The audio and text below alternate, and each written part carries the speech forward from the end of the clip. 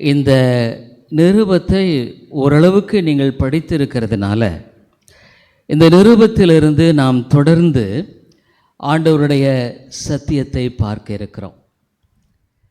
இந்த பிலிப்பு அப்படிங்கிறது ஒரு பட்டணம். இன்றைக்கும் இந்த பட்டணம் இருக்கிறது. இந்த பட்டணத்தை குறித்து நாம் பார்க்கும் பொழுது ஐரோப்பா பகுதிகளில் முதலாவது ஆண்டவர் நிறுவன பட்டணம்தான் இந்த பிலிப்பு பட்டணம். இந்த பிலிப்புங்கிறது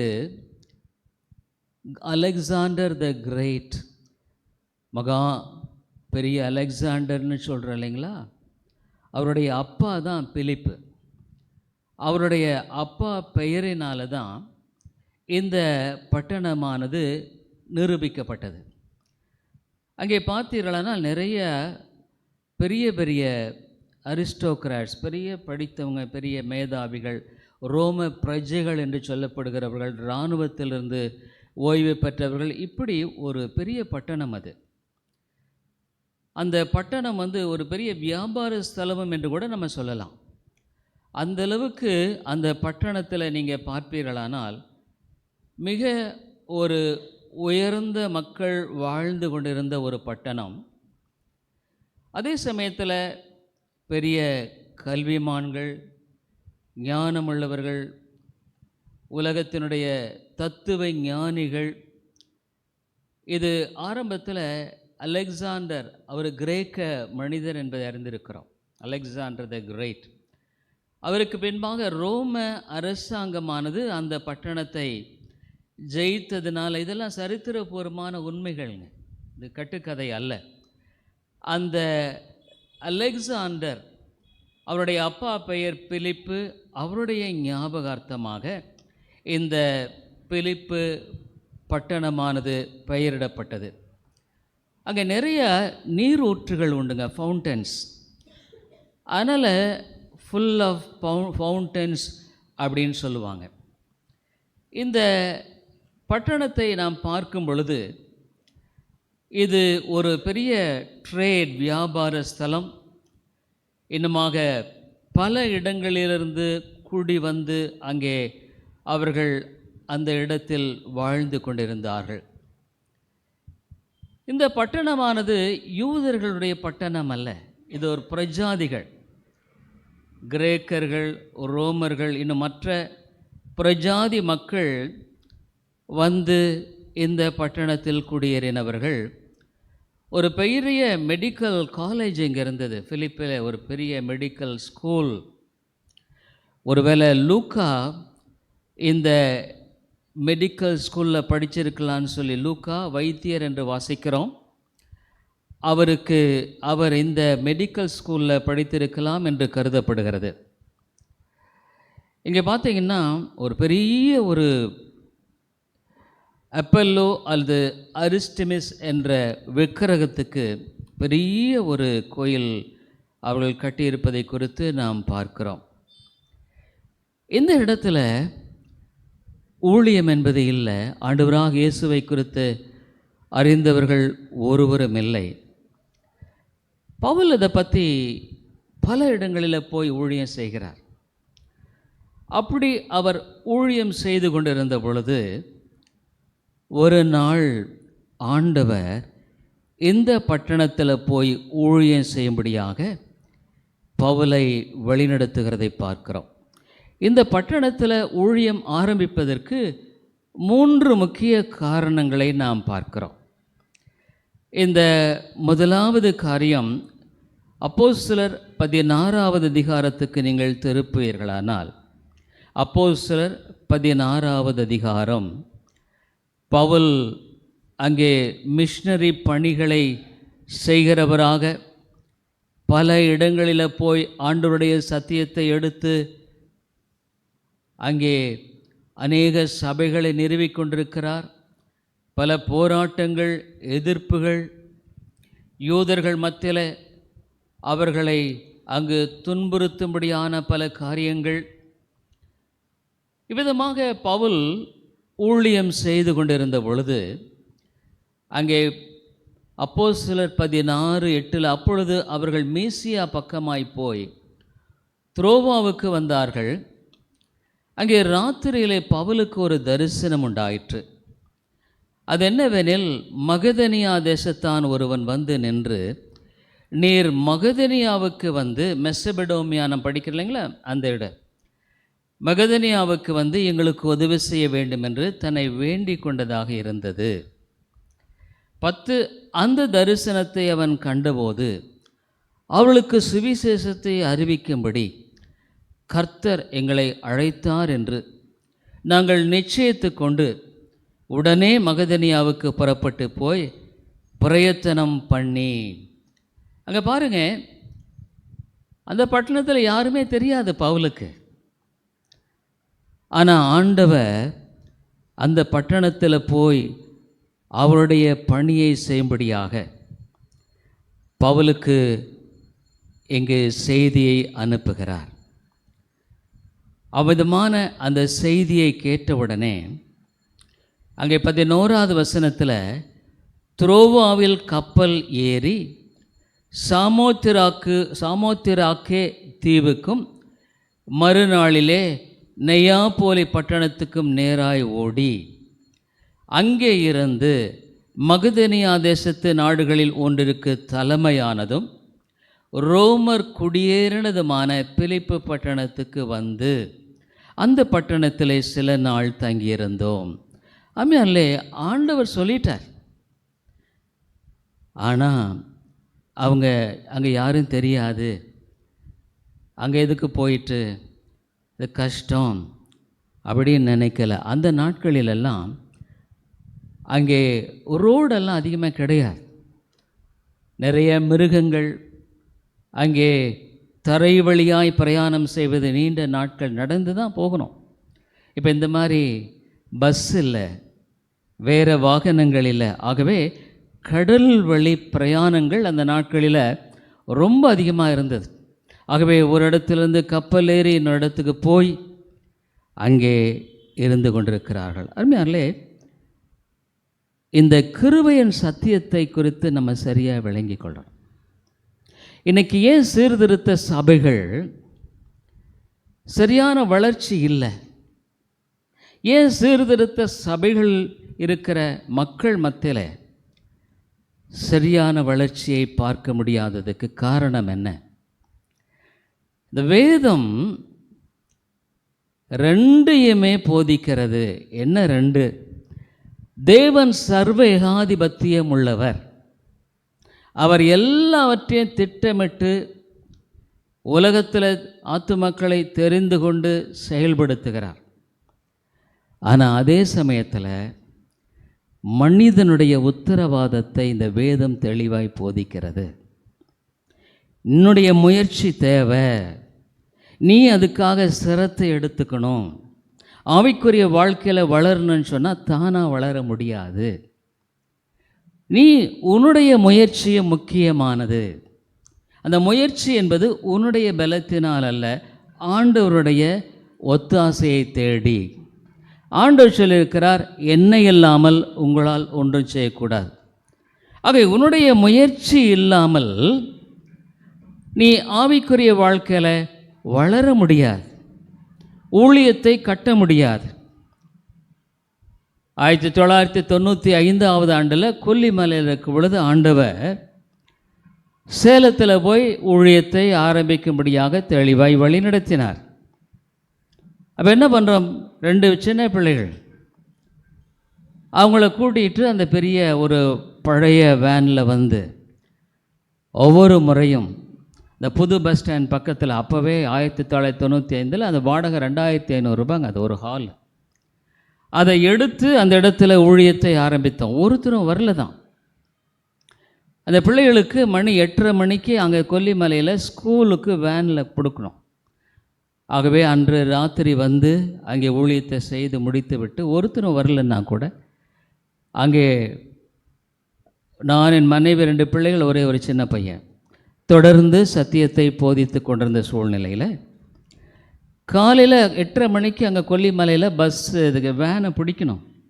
ஆகவே 4 மணிக்கு எழும்பி இங்கே இருந்து போய் இங்கே கிளம்பும் போதே அந்த பிள்ளைகளுக்கு அந்த யூனிஃபார்ம் எல்லாம் போட்டு அவங்கள கொண்டு போய் அங்கே ஸ்கூலில் பஸ் ஏற்றி விடணும். முயற்சி இல்லைன்னா ஆவிக்குரிய வாழ்க்கையில் நீ முன்னேறவே முடியாது. ஆவிக்குரிய வாழ்க்கையில் உன்னுடைய முயற்சி தேவை.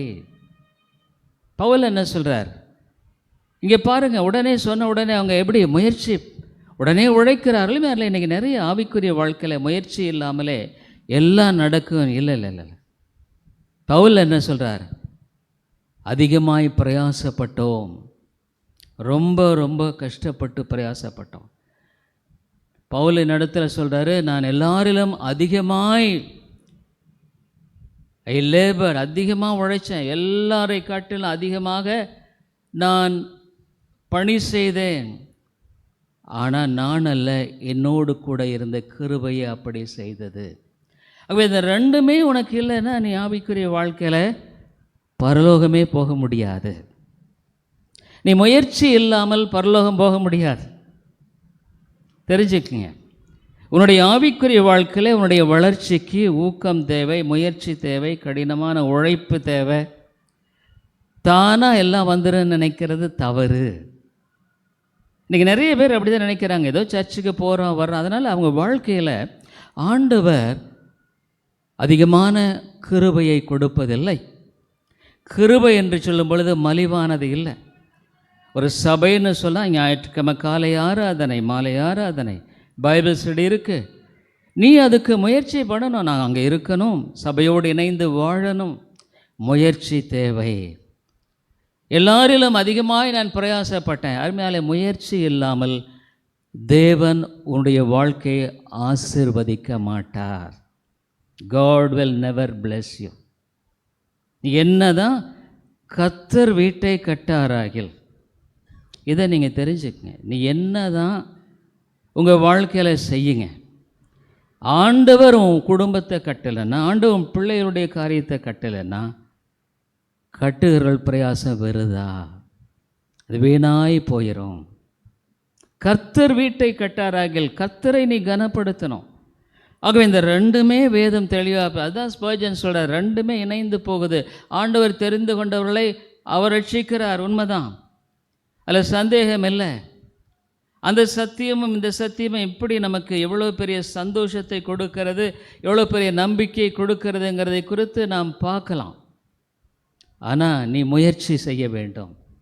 நீ சோம்பேறித்தனமாக சரி ஞாயிற்றுக்கிழமை தானே பார்த்துக்கலாம், அடுத்த வாரம் பார்த்துக்கலாம், நீ வீட்டில் உட்காந்துட்டு இருந்தால் கர்த்தர் உன்னை ஆசீர்வதிக்க மாட்டார்.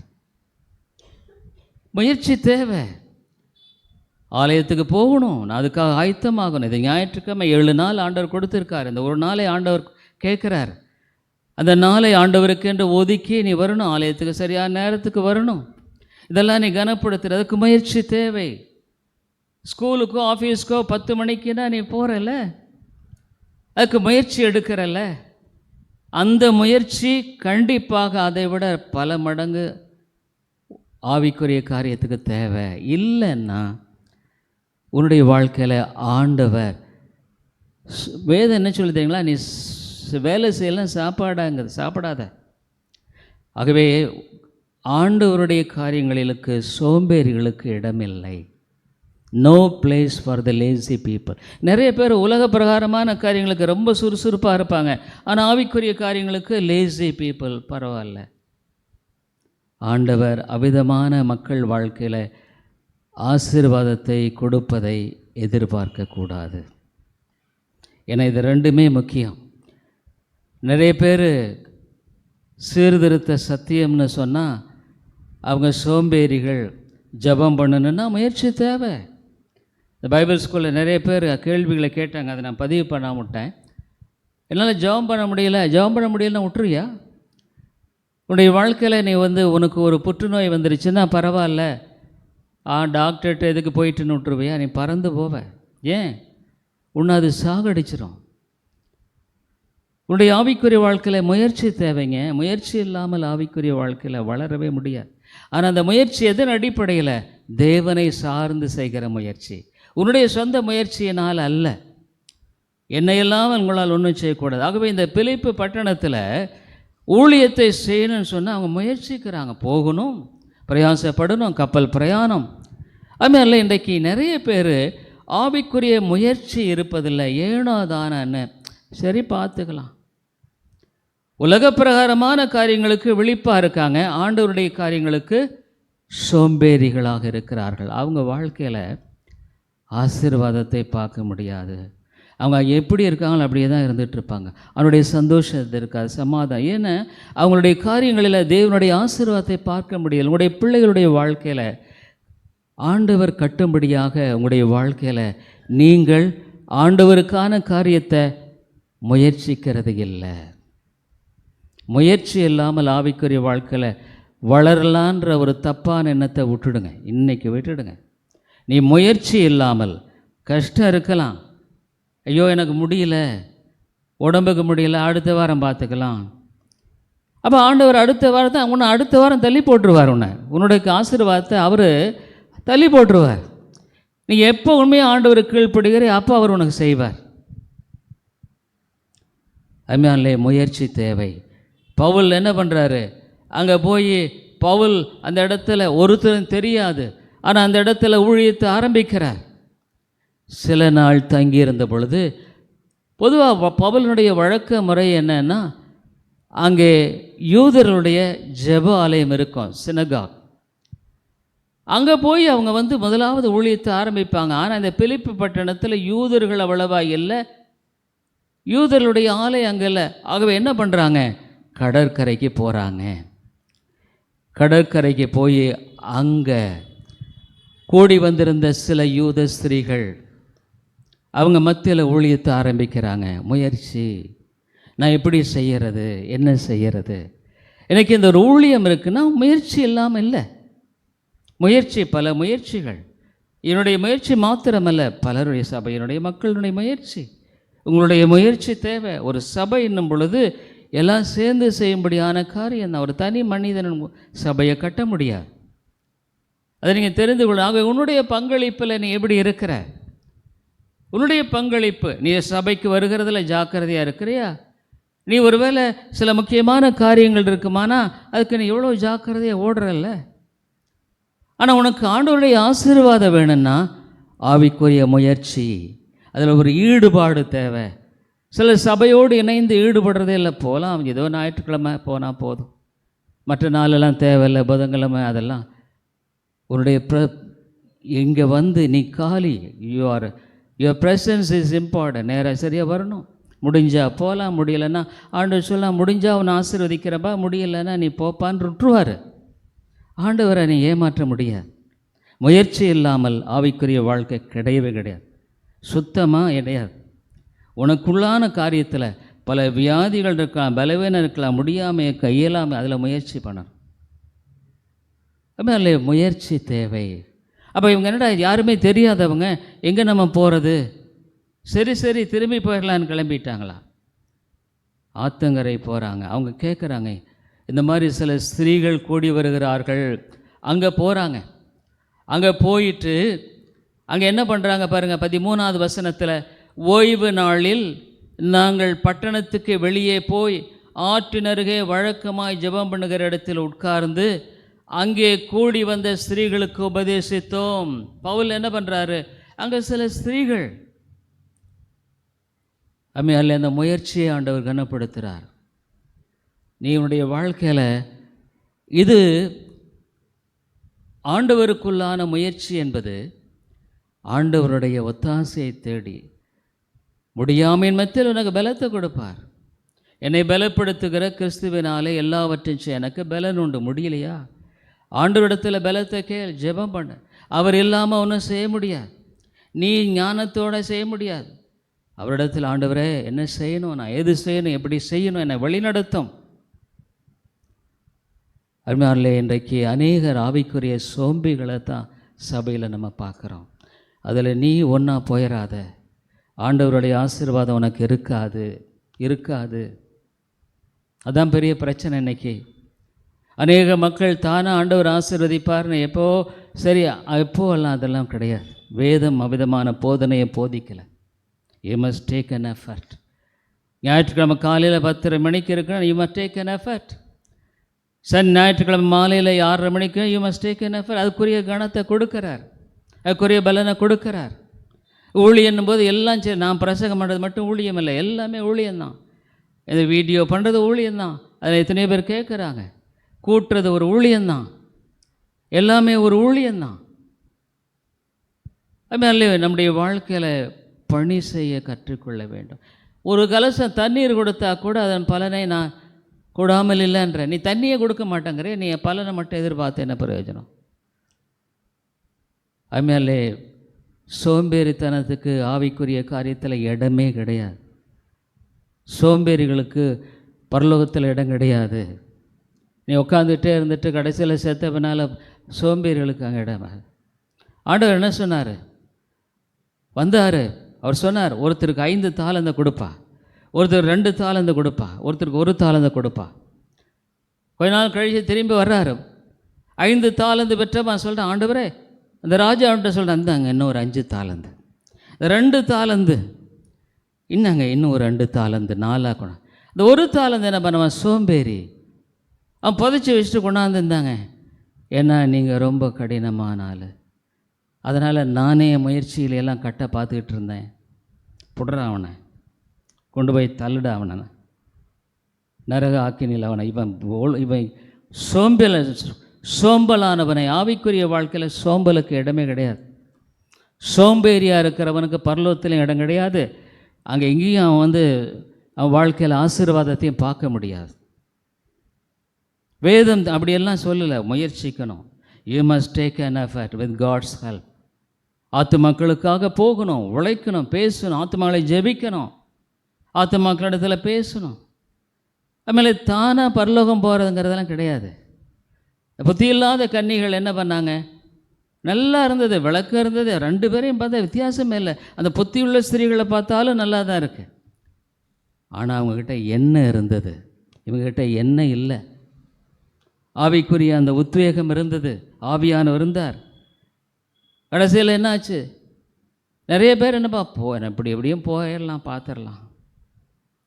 அப்படியெல்லாம் முடியாது. நீ இன்றைக்கி ஆயத்தமாக இல்லைன்னா என்றைக்குமே நீ ஆயத்தமாக இருக்க மாட்டேன். அதான் வேதம் சொல்லுது, இப்பொழுது நீ ஆயத்தமாக இருக்கிறையா? அப்போ என்ன பண்ணாங்க? அங்கே வந்த உடனே வர்றாருன்னு உடனே எண்ணெய் இல்லை, போய் கேட்குறாங்க, கொஞ்சம் எண்ணெயை கொடுங்க. அவங்க சொன்னாங்க, எங்களுக்கு இருக்கிற எண்ணெய் தான். அதுமாதிரி கடைக்கு ஓடுறாங்க. அப்போ கடைக்கு ஓடி, இப்போ ஆவிக்குரிய காரியங்களில் நிறைய பேர் அப்படி இருக்கிறீங்க. கடைக்கு போய் எல்லாம் எண்ணெய் வாங்கிட்டு வர்றதுக்குள்ளே கதவு சாத்தி பிடிச்சி தட்டுறாங்க. உங்களை அறிய எங்களுக்கு தெரியாதப்பா, நீங்கள் யாருன்னே தெரியாது, போய் சேருங்க.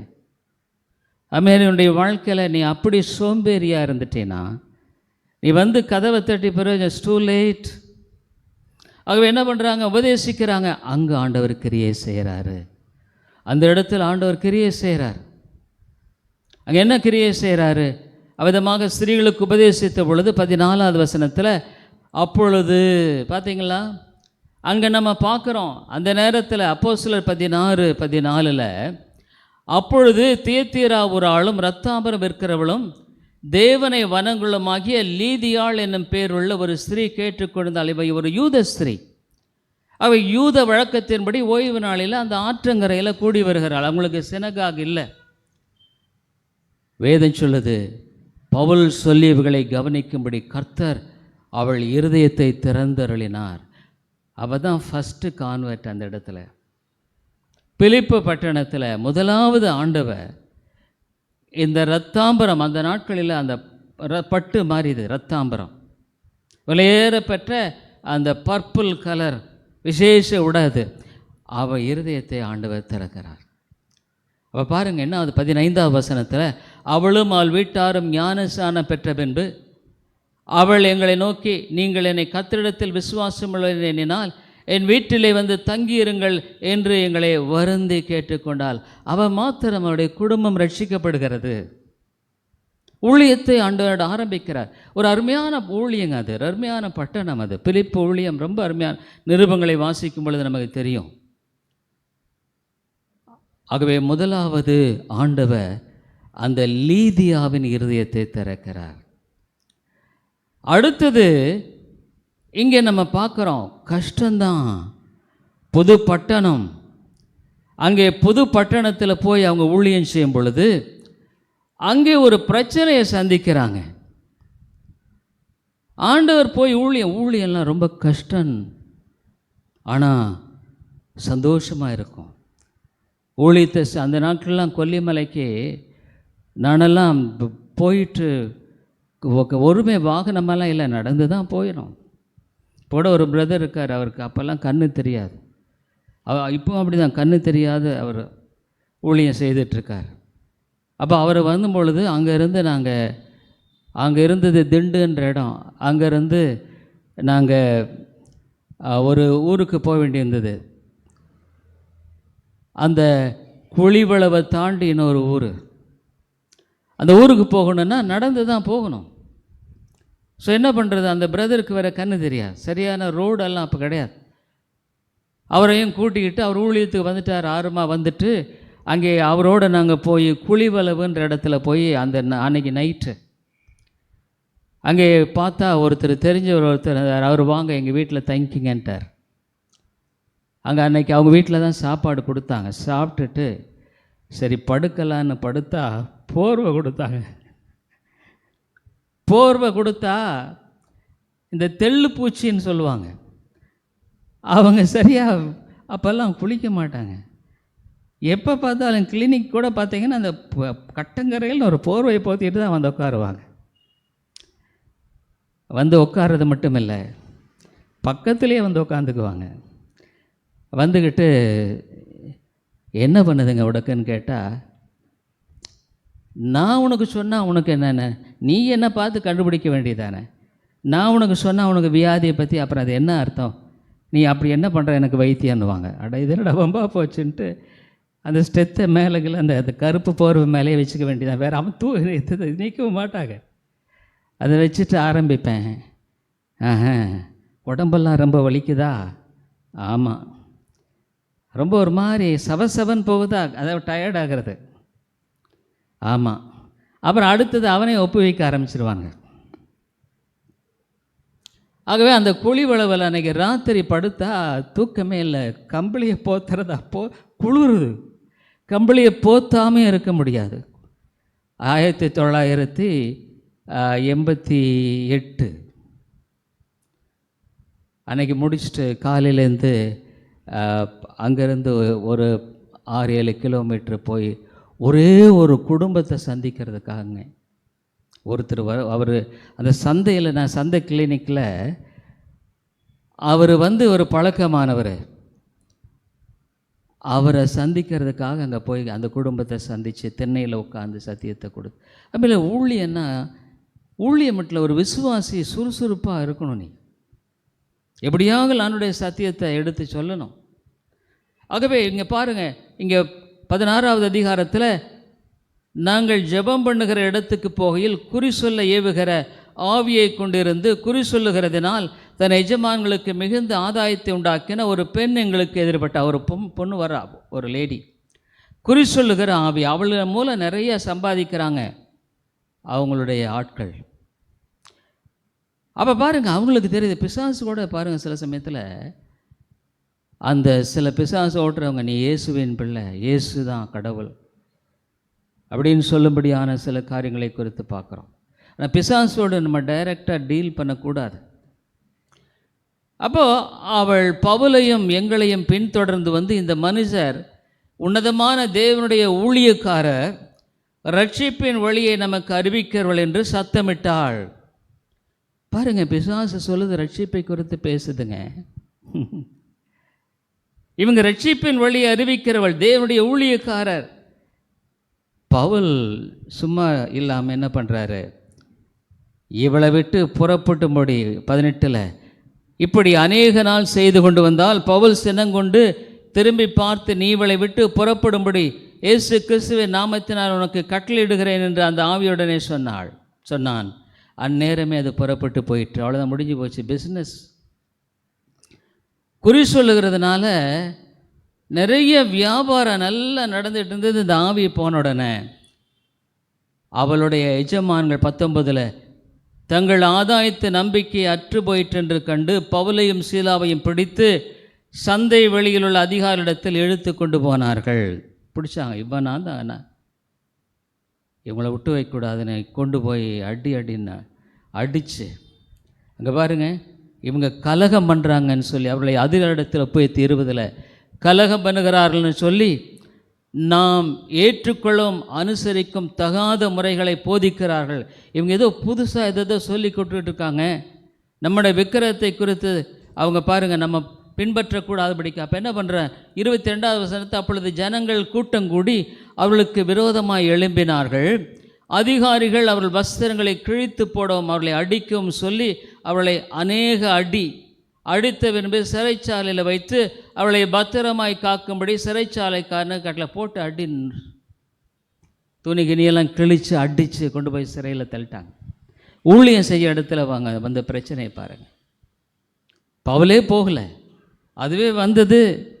ஆண்டுடைய நாமத்தினாலே போனுடனே பிசாசு பயந்து ஓடி போச்சு. இவனுக்கு பிரச்சனை ஆகிப்போச்சு.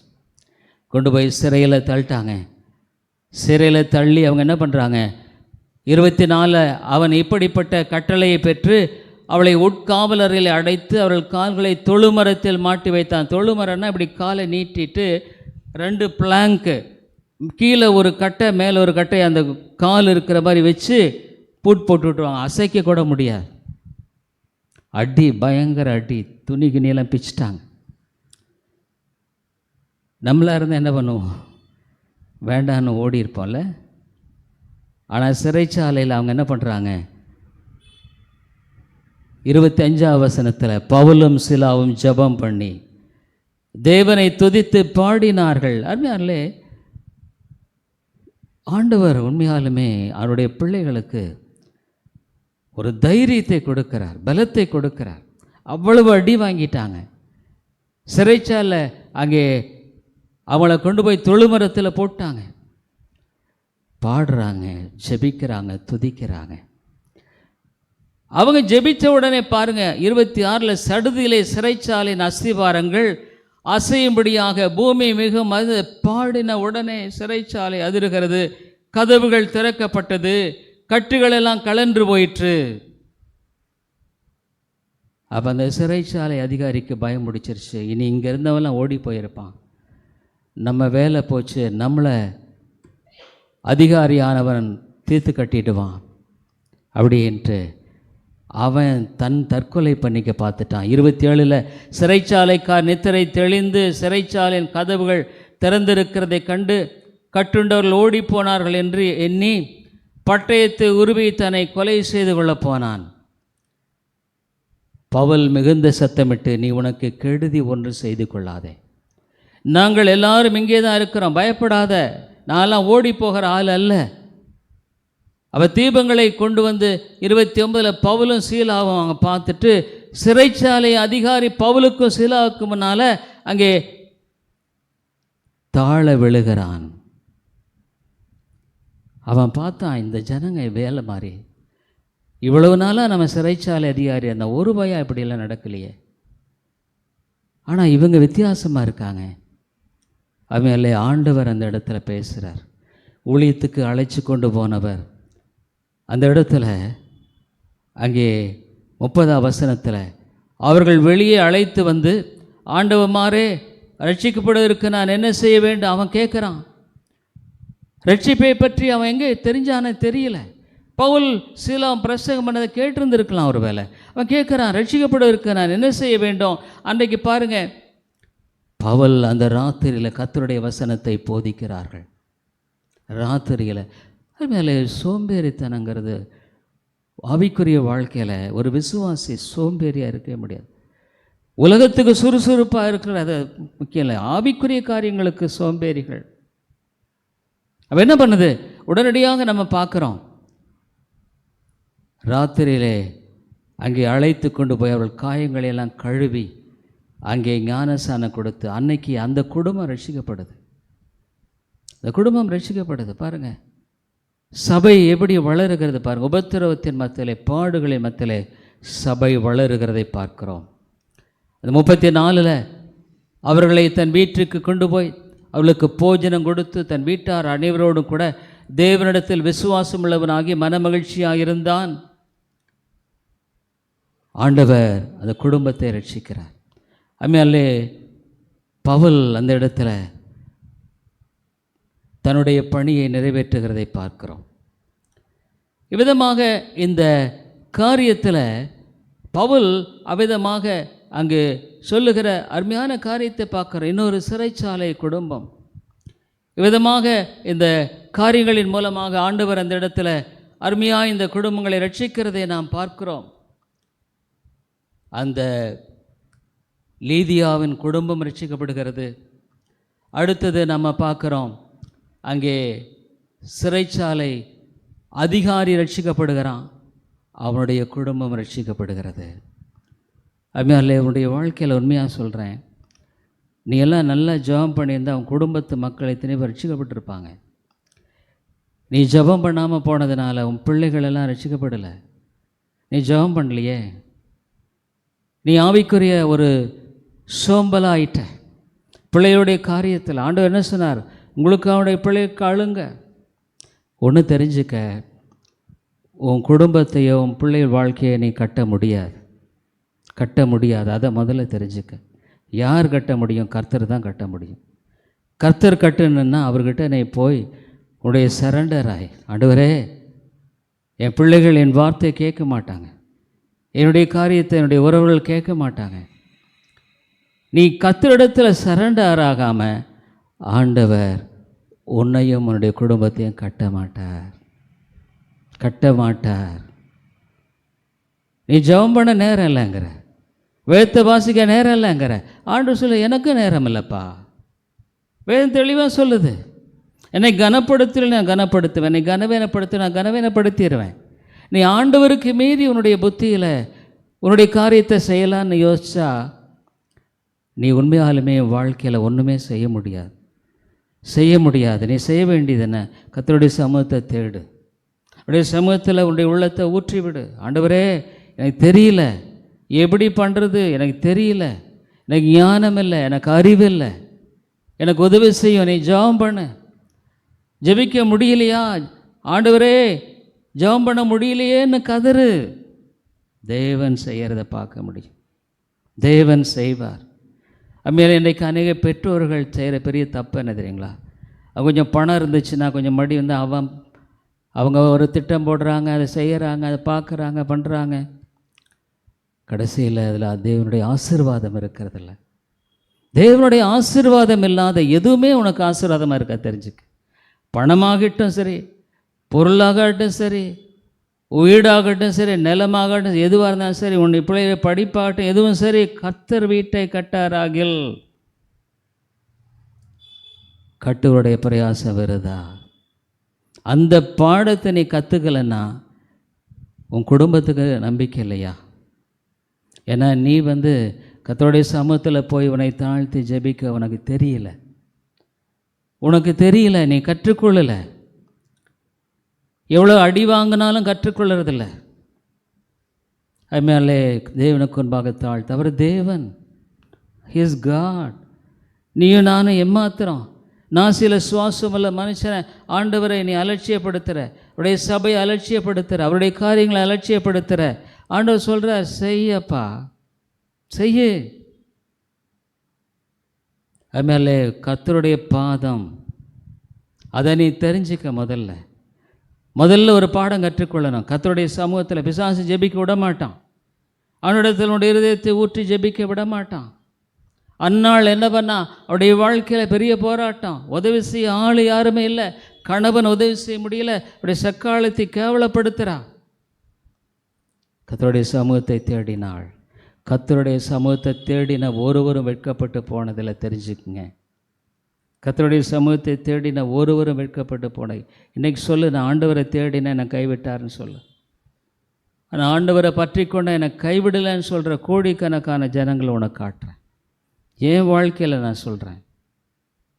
ஆகவே ஆவிக்குரிய சோம்பேறித்தனம், அதை நீ விட்டு விலகணும். அவன் என்ன பண்ணுறாரு? பவுல் இவ்விதமாக அங்கே ஊழியத்தை செய்கிறாரு. ஊழியத்தை அவர் அவ்விதமாக அங்கே அந்த பட்டணத்துக்கு போகிறாரு. ஆமையாலே அந்த ஊழியமானது கட்டப்படுகிறதை பார்க்கிறோம். அந்த ஊழியத்தை ஆண்டவர் அவ்வளவு அழகாக எழுப்புகிறதை பார்க்கிறோம். அந்த ஊழியத்தில் ஆண்டவருடைய பெரிய சாட்சிகளை பார்க்கிறோம். என்ன ஒரு அருமையான ஒரு காரியம் இல்லை? அருமையாலே அந்த சபை தான் அங்கே உருவான ஒரு அருமையான சபை இது. அங்கு உருவான ஒரு அருமையான சபை தான் இது. அவ்விதமாக தேவன் இந்த ஒரு அருமையான சபையை கட்டி எழுப்பி அந்த இடத்துல ஒரு பெரிய ஒரு சாட்சியை நிலைநிறுத்துகிறதை பார்க்கிறோம். தேவன் அந்த ஊழியத்தை அழகாக கட்டுகிறதை பார்க்கிறோம். இந்த சபை பவுலுடைய ஊழியத்தில் ரொம்ப பிரயோஜனமாக இருந்ததுங்க. பிற்காலங்களில் சொல்லப்போனால் இந்த சபை தான் பவுலுக்கு ரொம்ப உதவியாக இருந்த சபை. இந்த நிருபத்தை அவர் எழுதுகிறாரு இல்லை, ஏறக்குறைய கிபி 59-60 அந்த வாக்கில் எழுதுகிறாரு. பவுல் அப்போ எங்கே இருக்கார் தெரியுங்களா? சிறையில் இருக்கிறார். he was in prison.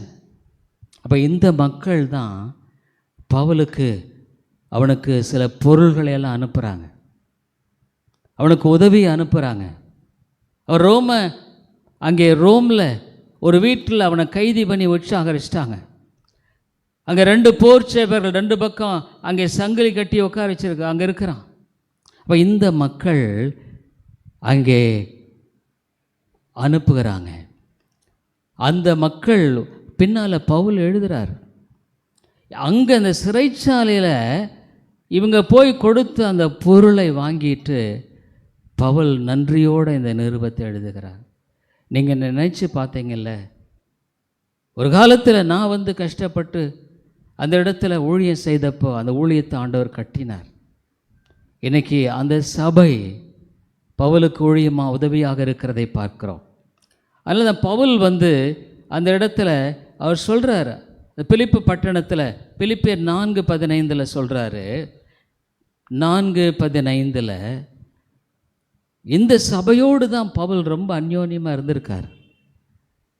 எத்தனையோ சபையை நிறுவனார், ஆனால் இந்த சபையோடு அந்யோன்யமாக இருந்திருக்க. 4:15 பிலிப்பியரே, சுவிசேஷ ஆரம்பத்தில் நான் மகதனியாவிலிருந்து புறப்பட்ட போது கொடுக்கல் வாங்கல் காரியத்தில் நீங்கள் மாத்திரம் எனக்கு உடன்பட்டதே இல்லாமல் வேறொரு சபையும் உடன்படவில்லை என்று நீங்கள் அறிந்திருக்கிறீர்கள். இந்த சபை பவுலினுடைய ஊழியத்தை நினைவு கூறுது. நம்ம ஆண்டவர் எல்லாம் அறியாமல் இருந்தோம், இந்த மனுஷன் சத்தியத்தை சொல்லி இன்றைக்கி நம்மளை சத்தியத்துக்குள்ளே வழிநடத்துகிறார். அதுமாதிரி கர்த்தருடைய பணி செய்கிறவர்களை எப்பொழுதும் கனப்படுத்த கற்றுக்கொள்ள வேண்டும். ஆண்டவருடைய ஊழியத்தை செய்கிறவர்கள், கர்த்தருடைய வசனத்தை கொடுக்கிறவர்கள், ஆண்டவருடைய பிரதிநிதிகள், அவர்களை கனப்படுத்த கற்றுக்கொள்ள வேண்டும். சபையில் அவர்கள் கனத்துக்குரியவர்கள். ஏன்? கர்த்தர் அவளை அழைத்திருக்கிறார், கர்த்தர் அவள் பணியை செய்யும்படியாக நியமித்திருக்கிறார். ஆகவே அந்த கொரிந்து பட்டணத்துக்கு பவுல் எழுதுகிறாரு. இந்த பிலிப்பு பட்டணத்தை பற்றி சொல்லும் பொழுது அங்கே சொல்கிறாரு 11வது 2 கொரிந்தியர் 11:9 நான் அந்த கொரிந்து பட்டணத்துக்கு பிலிப்பு பற்றி அவர் எழுதுகிறார், சாட்சியாக சொல்கிறார்.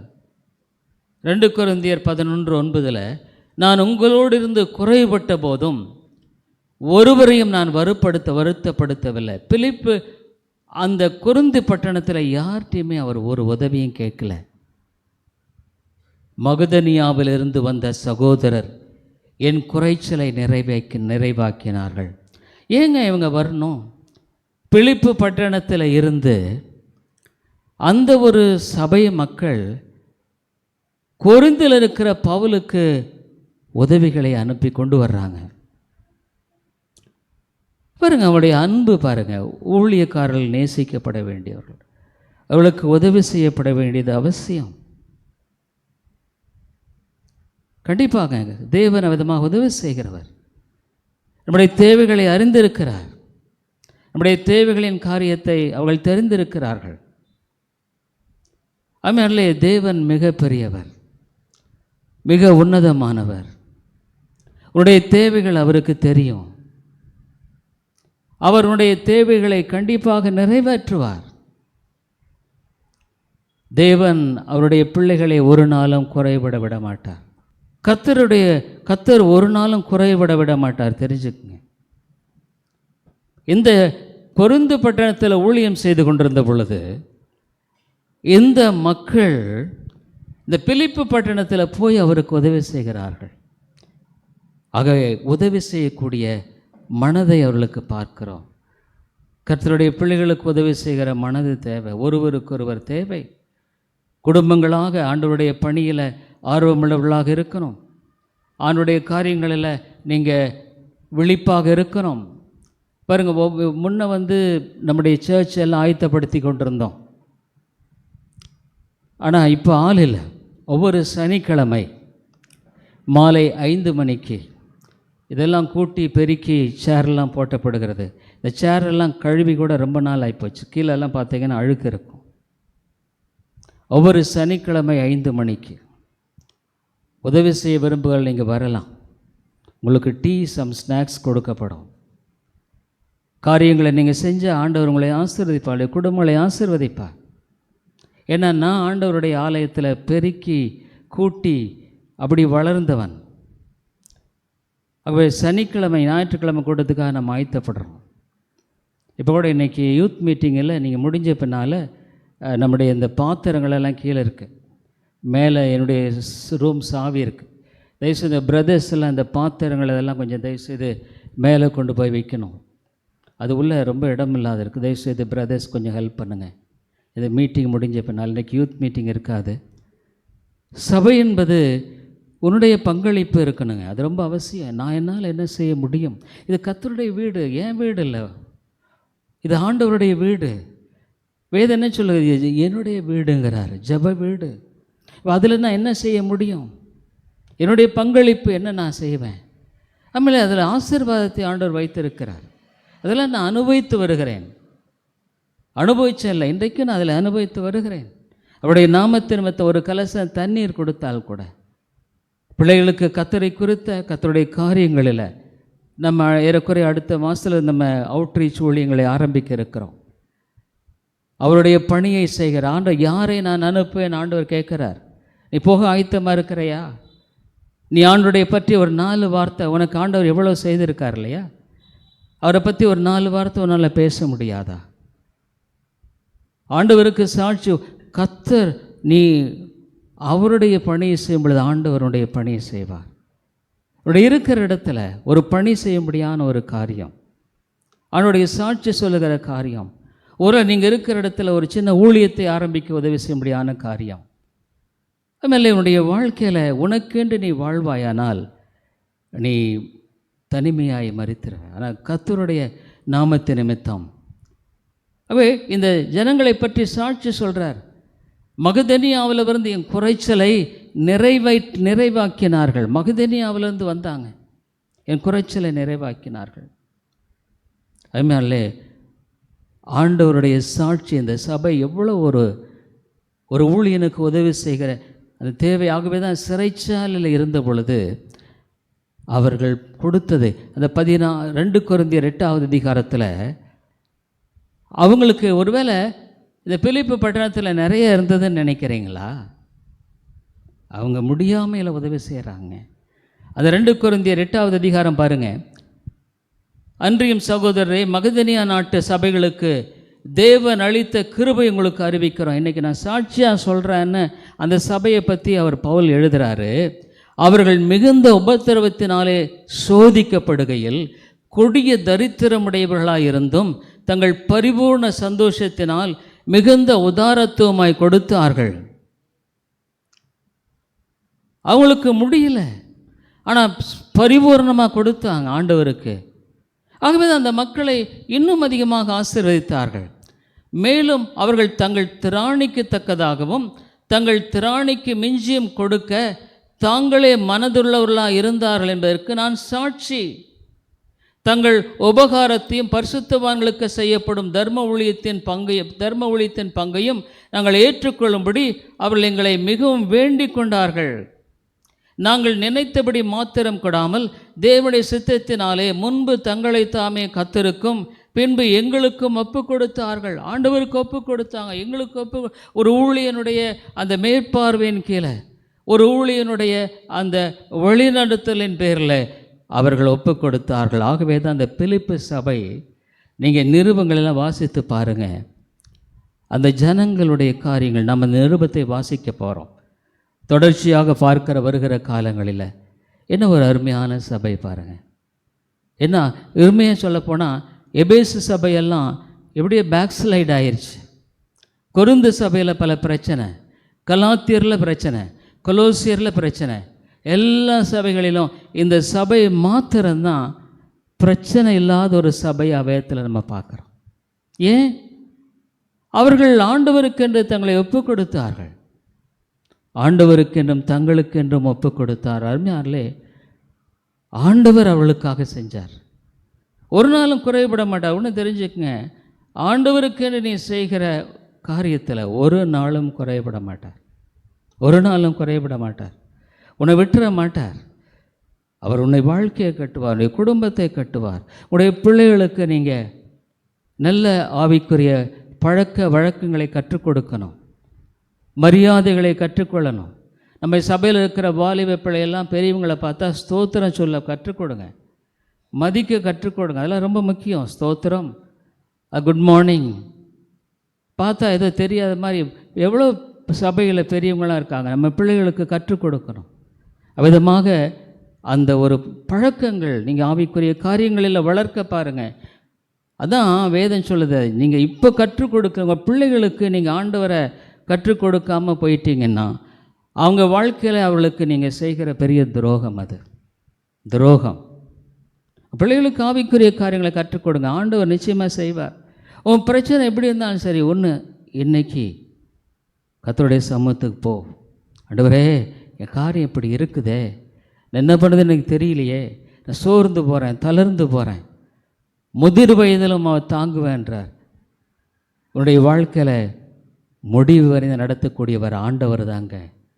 உன் பிள்ளைகள் உன்னை வழி நடத்த மாட்டாங்க. இன்றைக்கு காலங்களிலெல்லாம் பிள்ளைகள் பெற்றோர்களை கொஞ்ச நாள் அவங்க இதாகிட்டாங்கன்னா மதிக்காமல் போயிடுறாங்க.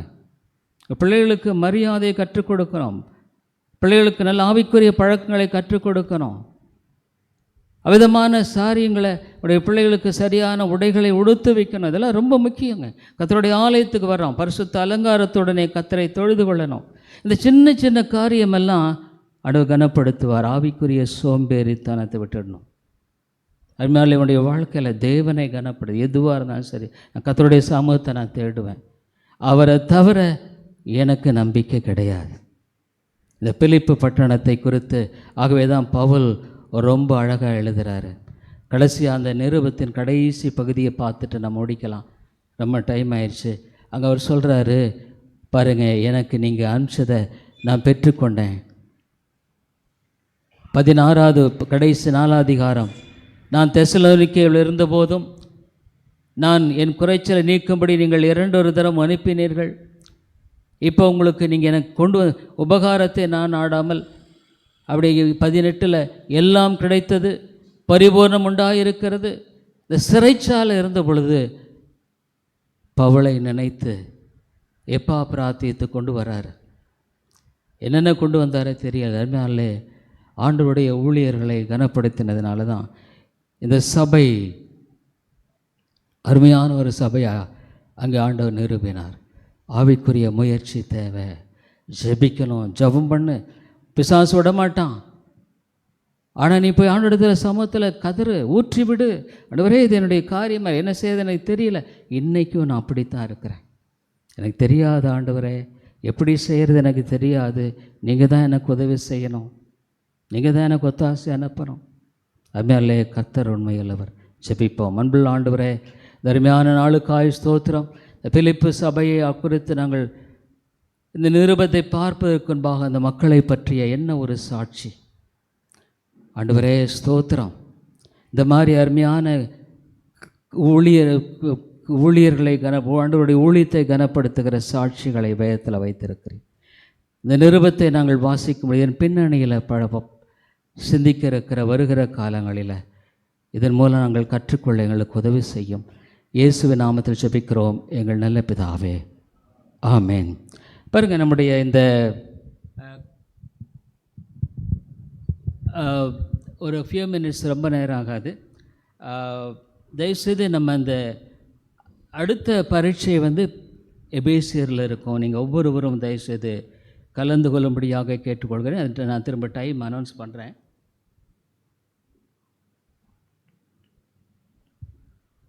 பொதுவாக இன்று போன இதில் 15 பேர் அங்கே எழுதினார்கள். நான் ரொம்ப பாராட்டுறேன். சிலர்லாம் நல்ல, எல்லாருமே ஓரளவுக்கு நான் முயற்சியை நான் பாராட்டுகிறேன். ஆகவே அவர்கள் இந்த சில வசனங்கள் எல்லாமே எழுதியிருக்காங்க. நான் வந்து முதல் 3 அந்த மார்க் மட்டும் நான் உங்களுக்கு சொல்கிறேன். இது காணிக்கை கவர் கொஞ்சம் சொல்லுவாங்க. காணிக்கை கவர் இங்கே இருக்கா?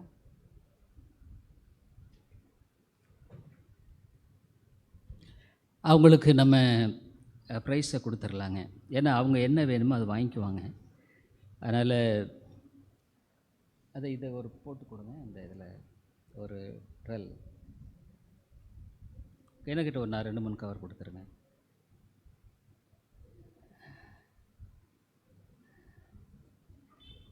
இதை கவரில் போட்டு கொடுங்க. ஒவ்வொன்றா எனக்கு ஒரு 3-4 கவர். ஆகவே நாம் எடுத்த இந்த முயற்சி வீணாக போகலை. ரொம்ப மகிழ்ச்சி. இன்னும் ஒரு 100 ரூபா கூட, 100 ருபீஸ்.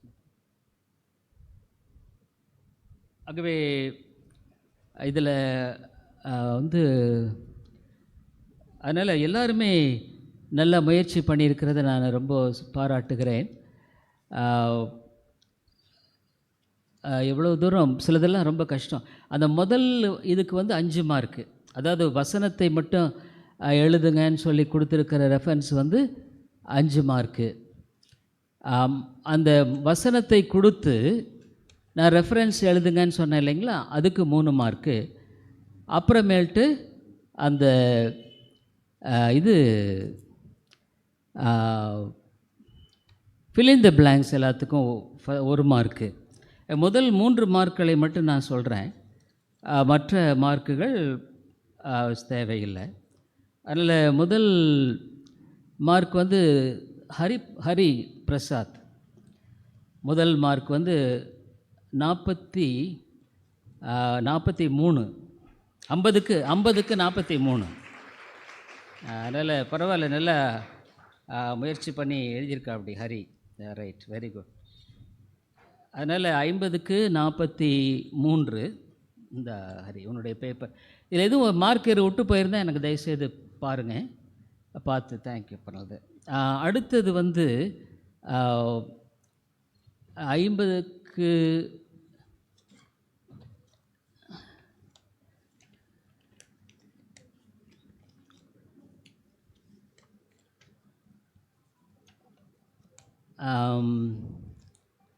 பாருங்கள், ஹரி பிரசாத் பால் உங்களுக்கு தெரியும், மோட்டர் மெக்கானிக், நம்ம நெய்க்காரப்பட்டி, அந்த நெய்க்காரப்பட்டி தாங்களே பால்.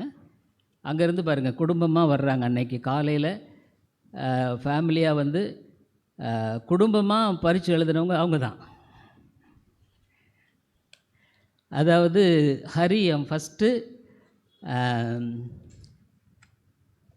அடுத்தது நிஷான், அடுத்தது நிஷான், திவ்யா, பாலு, கோமதி எல்லாமே பரீட்சை எழுதியிருக்காங்க. பரவாயில்ல. அதில் ஹரி ஃபர்ஸ்ட் மார்க் வாங்கியிருக்கிறது ரொம்ப மகிழ்ச்சியான ஒரு காரியம்.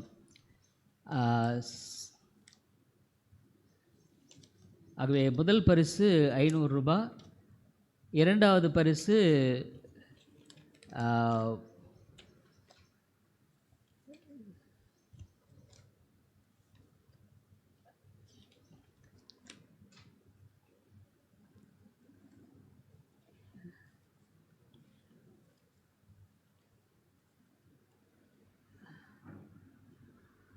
சிஸ்டர் லவ்லின் கெட்சியால், அவங்க 2வது ப்ரைஸ் 38. 38 மார்க்கு. அதனால் ரொம்ப பரவாயில்ல, நம்ம முயற்சி பண்ணி நீங்கள் படிச்சிருக்கீங்க, நல்லா ரொம்ப சந்தோஷம். பிரதர்ஸ் எல்லாருமே பரவாயில்ல, நல்லா இது பண்ணியிருக்கீங்க. சிஸ்டர் இது அப்படியே தான் இருந்ததுன்னா, மார்க் எதுவும் இருந்ததுன்னா விட்டு போயிருந்தா பார்த்துங்க. தேங்க்யூ. அடுத்தது நம்ம மிஸ்ஸஸ் சாந்தகுமாரி தேவநேசன், அவங்க 3வது 33 மார்க்குங்க. அதனால் கஷ்டம்தாங்க இது. எனக்கே பரிச்சு வச்சா கூட அந்த வசனமெல்லாம் எனக்கு ஞாபகம் வராது. அதனால் தேங்க்யூங்கம்மா, ரொம்ப சந்தோஷம். தேங்க்ஸ். அடுத்தது ஆறுதல் பரிசாக அவங்க மார்க்கெல்லாம் நான் யாரும் சொல்லலை. ஏன்னு கேட்டால் அது அவங்க முயற்சியை ரொம்ப பாராட்டுறேன். நிறைய வசனங்களெல்லாம் எழுதியிருக்கிறாங்க. அதனால் முதலாவது டேவிட் டேனியல் ஜோயல்.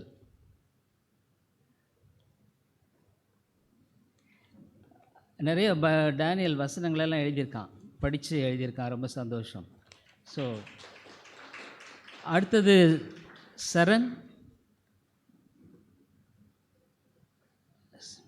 நிறைய வசனங்களெல்லாம் எழுதியிருக்காங்க நம்ம பிரதர்ஸ். தேங்க்யூ. அடுத்தது கிறிஸ்டினா டேடல்.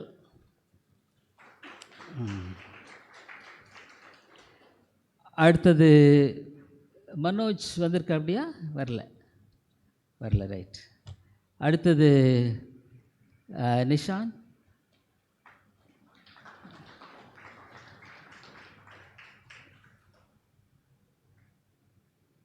அடுத்தது திவ்யா.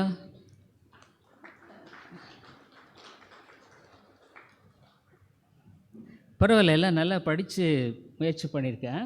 நல்ல சிலதெல்லாம் நல்லா எழுதியிருக்காங்க எல்லாருமே. அடுத்தது கோமதி.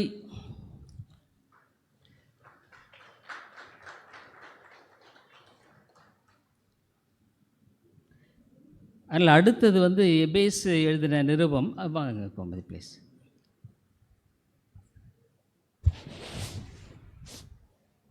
அடுத்தது டானியா டேடல்.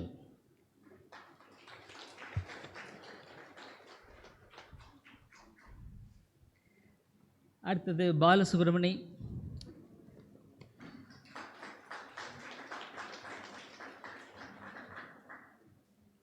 அடுத்தது ஜெரால்ட்.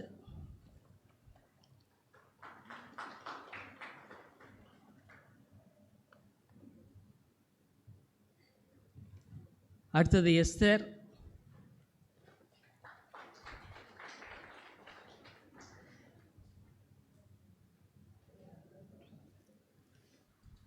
அடுத்தது நவமி. நான் ஆண்டி கொடுத்துறேன். ரைட், ஆண்டிகிட்டே கொடுத்துருந்தீங்க. இது உன்னுடையது.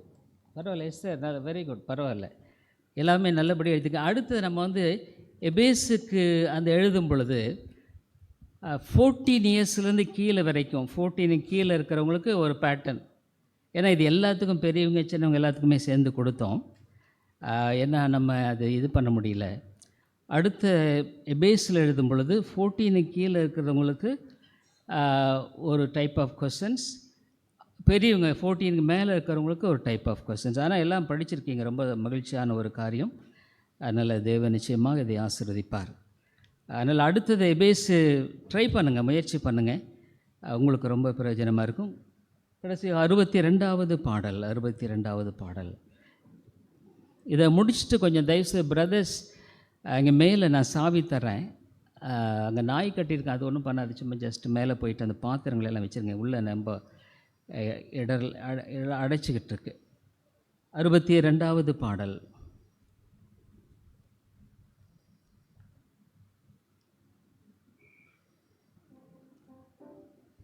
நான் பாவிதான், ஆனாலும் நீர் மாசற்ற ரத்தம் சிந்தினீர்.